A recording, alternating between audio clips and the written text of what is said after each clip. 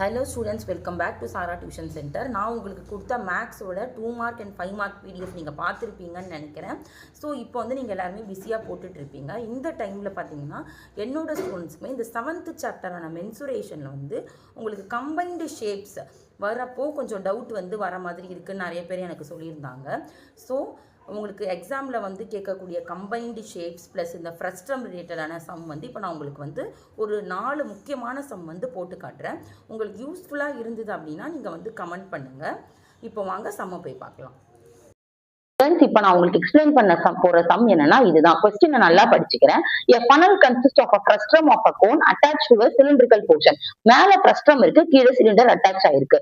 12 cm long attached, அதாவது சிலிண்டரோட height 12 cm, total height 20 cm.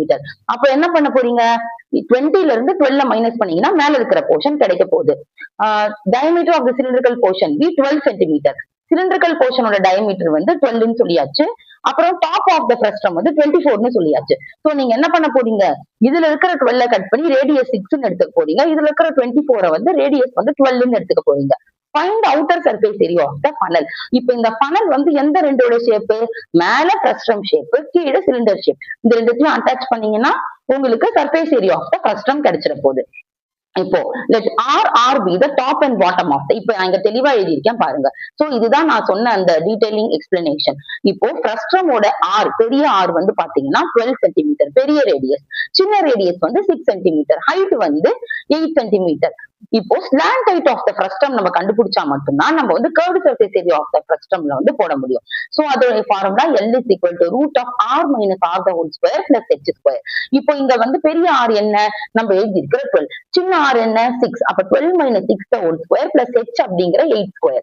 இப்போ 12 minus 6 வந்து 6 square, 6 square plus 8 square root of, அதுதான் உங்களுக்கு வந்து இங்க போட்டிருக்கேன் 36 plus 64. root 100 is equal to 10 cm. இப்போ இதுதான் slant height ன்னு சொல்லக்கூடிய இந்த height. So slant height is equal to 10 cm. இப்போ நமக்கு கேட்டிருக்கிறது outer surface area of a funnel. Outer surface வேணும் அப்படின்னா நீங்க என்ன பண்ணணும்? கர்வ்டு சர்ஃபேஸ் ஏரியா எந்த ஷேப்புக்கு கொடுத்திருக்காங்களோ அந்த ஷேப்புக்கு நீங்க outer surface area of the funnel அப்படின்னா என்ன?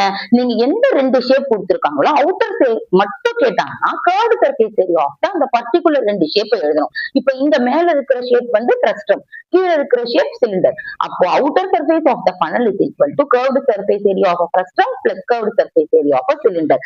இப்போ அந்த ஃபார்முலாவை அப்படியே அப்ளை பண்ணீங்கன்னா ஆன்சர் வரப்போகுது. That is equal to, நீங்க என்ன பண்ண போறீங்க? இப்போ வந்து ஃப்ரஸ்டம் பிளஸ் சிலிண்டர் தானே நான் கொடுத்திருக்கேன். ஃபர்ஸ்ட் வந்து சிலிண்டரோட எழுதிக்கோங்க. 2 πRh அப்படின்னு